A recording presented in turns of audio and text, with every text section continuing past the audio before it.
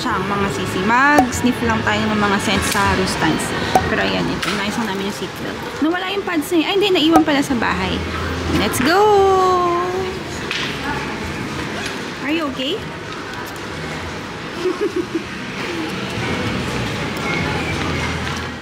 First up is itong Jimmy Choo na I Want You. Ang cute ng pangalan at sobrang bango rin niya. Pero alam niyo mga sisi, may kaamoy ito from Marc Jacobs na Daisy. Meron ako nun mga sisi at very similar talaga yung scent. And then ito namang si Burberry Goddess, ito yung bago nila. Ang taas ng vanilla notes nito pero very nice din yung scent niya. And then si Burberry Her, naamoy ko na rin siya finally kasi very trending din yan sa TikTok. And then ito namang aking super favorite na Baccarat Rouge 540. Ayan, binalikan ko siya para makakuha na tayo ng stock natin na travel size. Perfect sa aking small bags. And then, Gentle Fluidity Silver and Gold. First time kong maamoy si Silver. And then si Gold, finally, makakakuha na rin tayo ngayon. Tapos, itong kanilang mga a la rose or a la rose nila na scents, ang bamango rin, very girly. Pero, too rosy lang din siya for me. Tapos, sniff pa tayo ng ibang scents. Sa bulaklak. Ganun ko siya ma-describe. Ito yung gold, sir, no? Apo, yeah. Try nyo ito mga sisi.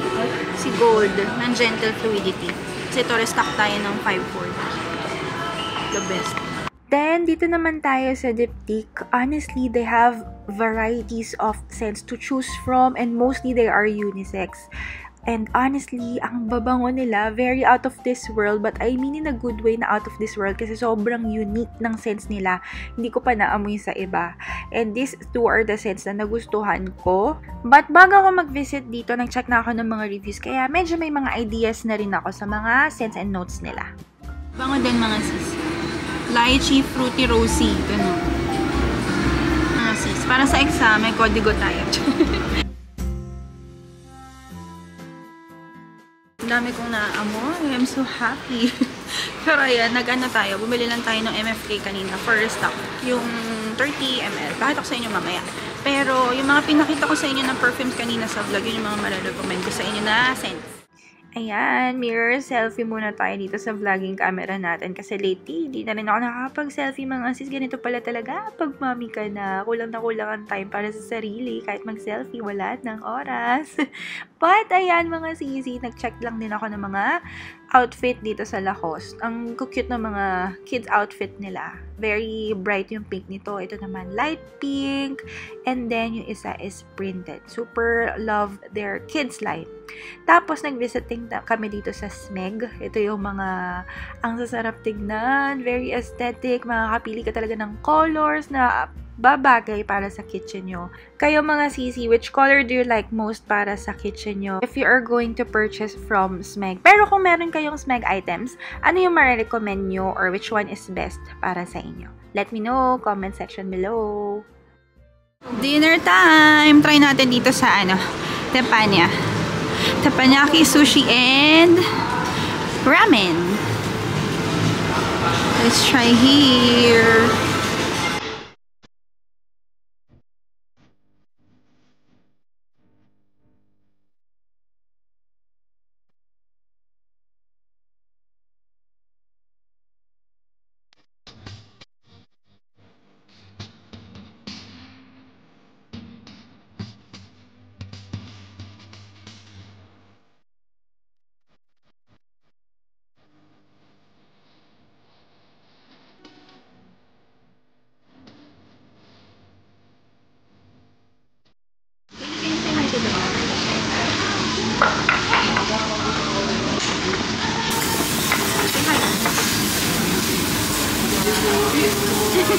Look here in the camera.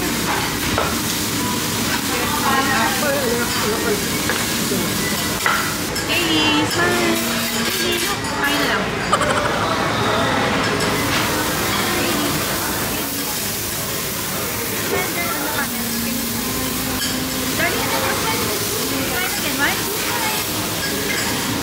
Nakasmile din ako.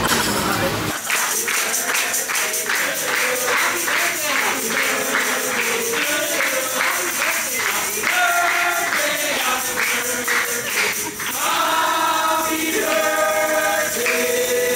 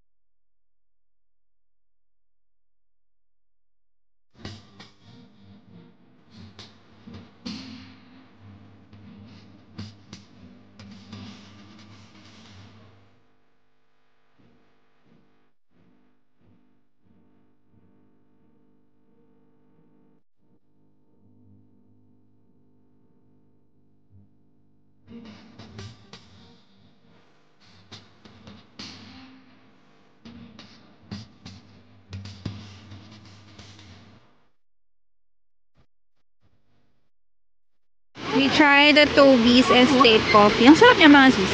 Ice latte lang itong binili ko. Masarap. Lasang-lasa yung kape niya. And that's what I like mga sisi. And si Kaylee, na-amaze siya dito sa fountain mga sisi. Kanina pa siya sumisigaw eh. Sabi niya, I love it! Sabi niya, andun pa lang kami sa bilihan ng coffee. Akin tissue. Ay, sorry. Napalakpak pa baby ko. Oh, nawala na naman yung braid ng hair niya. Tinanggal na naman niya ipit niya. Mga sis, diba, pa-iba-iba yung hairstyle niya. Kasi lagi niya tinatanggal. Lagi ko rin binabalik. You like fountain? Ayan, tinan nyo. Tinubad niya rin yung damit niya. Kaylee! Gandi po ba trip ng mga anak yung mga sis? Comment down below. Minsan nakahubad na. Tinatanggal niya yung socks na kanina eh. May siya dito eh. Burp ka? Let's go there. Ha? Let's see, ano? Elmo? Yeah. Ha? Yeah. Punta daw kami doon, Mi. Eh, sige. Ito lang ako. Here at Mega Mall, real quick. Lumipat kami mga sisi kasi magkatabi lang naman yung Shangri-La Mall at itong Mega Mall. We still have 1.5 hour. Dito lang ako sa Uniqlo kasi may mga kukunin ako. Tapos, may hinahanap akong mug para sa coffee ni Bubu kasi gumagawa siya ng latte art. I'm checking on bags kasi bibilang ko si Win at saka si Harry kasi mag-birthday yung dalawa. Bala ko black at saka ito. Ang ganda rin ito pero parang mas bagay ito kay Bunso. Ganda to. Kuha tayo isa nito at saka isang black. Got it. Ayan. Tigisa sila. Got the goods! Ayan. Snack mo anak to. Strawberry. Yeah. Wow! Tuntua siya. We're here, department store. Kaya na pa kami nag-iikot. Ang dami ko na rin na pagkukuha. Nagmamadali na kami kasi it's already 9:30. Pasara na yung mall. Tapos ayun nga, dami pa namin kukunin. Pero I just got a few school supplies items for Win-Win. Bigili ko siya na ano. Kailangan daw niya sa school. Filler. Yellow pad. Kumuha ko ng cutter. Cute kasi. Isa na lang siya. The cutest cutter I've seen. Tingnan nyo naman, Barbie pink.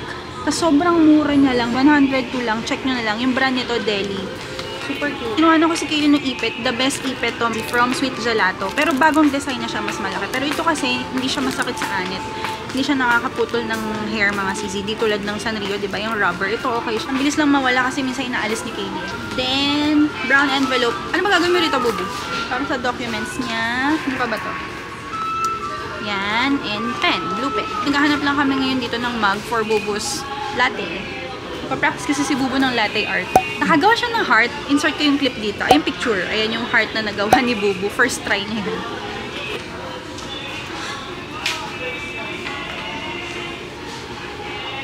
Ino-compare ni Bubu yung mga mug. Kasi meron si Bubong certain shape ng mug na hinahanap para makabuo ng latte art. Kasi minsan, pag sobrang laki, hindi nakaka-form. Tapos pag sobrang liit naman, unti lang may inom. Ito yung perfect shape na nakita ni Daddy. Kaya lang, ito kasi ang dami. Ano siya? 6 na mug, tas 6 na saucer pa. Si Hosh, nasa 800 lang yan. Tapos ito naman si Omega. Same price lang ni Hosh, pero ito 4 lang siya. Ito yung perfect size na hinahanap ni Bubu. Pero nagtatry pa siyang maghanap ng isang peraso lang. Kasi ang dami nito. Anong gagawin namin dito mga sis?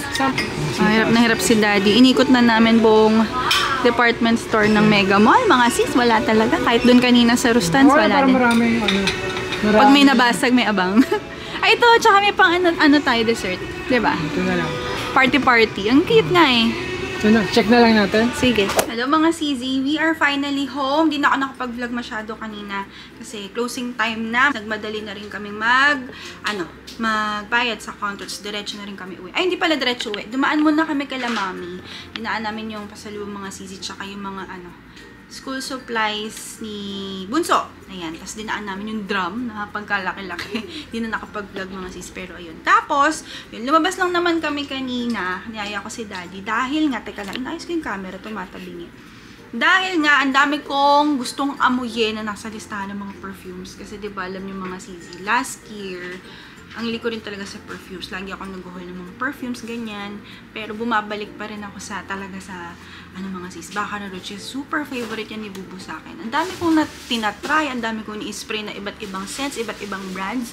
Di masyadong naaamoy ni Bubu. Ewan ko dyan, pero yun lang talaga lagi niyang nako-compliment na Bubu, ang bango mo. Every time na i-spray ko, yung gustong-gusto niya.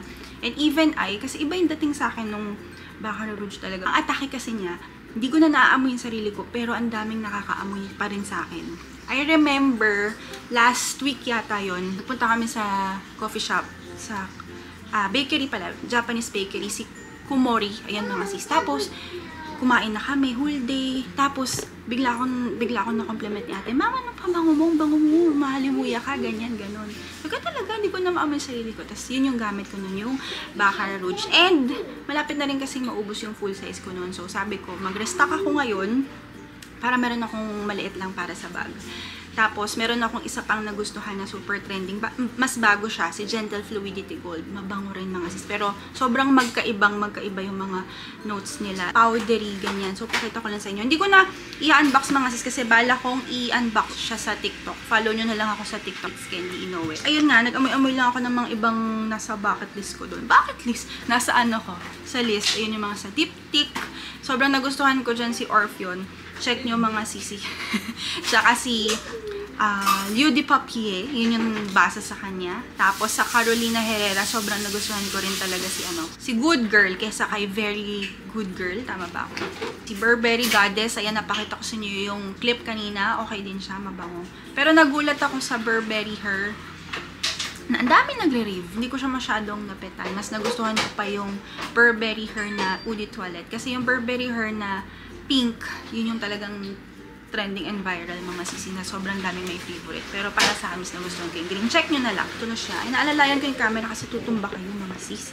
Nag-improvise lang ako dito ng tripod. Binigyan lang tayo ni Sir Arvin ng, ayan siya, mga vials na 2 ml ng Gentle Fluidity Gold. Kasi meron din ng silver mga sisi. Pero more on, siya, pang men. Sobrang bango ng Gentle Fluidity Gold mga sis. As in, super duper. Yung notes nito, ang hirap niyang explain pero more, siya, powdery, na very classy scent, na di ko, sa dami nang naamoy ko mga sis, wala itong katulad, as in. Pareho sila ni Baccarat Rouge 540. So, natuwa naman ako, binigyan ako ni Sir Arvin ng dalawang 2 ml. Kasi perfect lang din sa bag. Kasi alam nyo ba, other sellers na nagsasell sila ng mga decant. Yung mga decant na 1 ml, alam nyo ba, nasa 300. Yung 2 ml, nasa 500. So, diba? 2 ml yan siya. Tapos, binigyan din tayo ni Sir Arvin ng MFK 724 naman. Ibang scent siya. Yan. Fresh lang siya. Perfect. Parang bagong ligo, ganyan. Hotel feels. Ganyan yung scent nito. Perfect siya for cleansing gel and lotion. Pero for perfume, hindi ko siya masyadong bet. Siguro pang home scent. Kasi meron din silang mga candle. And then, ayun na nga. Ito yung aking binili na mga parang travel size na to. Kasyang-kasya sa mga small bags. So, I got 2. Nag-restock lang tayo nitong Baccarat Rouge 540. This one is 35 ml. Yung sumunod nito, 70 na, tapos 200 na agad. Walang 100, walang 150. 3 sizes lang siya. 35, 70, at saka 200 ml agad. So, ayan siya mga sis. For your reference. And then, ito yung kanyang price. Try nyo to, as in, kakaiba siya. This one, not for everyone, kasi depende talaga. May ibang nababanguhan, may ibang hindi. Basta this is very unique, very classy. And then, ito naman si Gentle Fluidity Gold. Ito yung bago nilang nirelease, 2022 yata. Yan. Another trending scent from MFK. Ang galing talagang gumawa nila mga sis. Sobrang long lasting. Tipong naligo ka na, andun pa din. Yung damit mo na nalaban na, nandun pa din. Ganon siya kalala. Ito mas mura siya ng onte. Kumpara dito sa isa. Ito yung marirecommend ko. Another scent na marirecommend ko sa MFK, si Rose. Mga sis, mabango rin siya. Too rosy for me na medyo sweet. Yun. Try. That's it. Yun lang naman. And then, sa grocery sa grocery department store, namili lang kami ng mga diapers, school supplies, yung Magni Daddy, mga anik. Tapos nag-ikot-ikot kami sa mga shops doon. Nag-ikot kami sa Gucci, sa YSL, yung mga stores na sa Shangri-La. Ang aga na namin umalis ng bahay kanina, pero parang bitin pa din. Ay, by the way, mga sisi, kumain kami sa Tepanya kanina. Bubu, tama? Nakita niyo yung mga sis. Ang sarap! Sarap! Nagustuhan ko yung rice pa lang. Yung fried rice ni Chef. Ang sarap doon. Try niyo. Ano ba flavor yun, Bubu? Fried rice lang, no? Ang sarap. In-order namin is tenderloin yun. And nag-ramen kami. Ang sarap mga sis.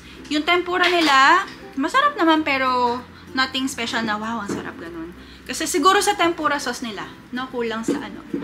Kulang sa yung kanilang tempura sauce. Ano pa ba? Yung yung beef na parang nakapaikot siya. Ang sarap nun. Ano ba tawag doon, bubu? Kalimutan ko mga sisi, pero try nyo. Kasi nag 5-course meal kami. Si daddy nag 5-course meal siya, tapos ako nag a la carte ako ng kung ano-ano kasi gusto ko nga matikman.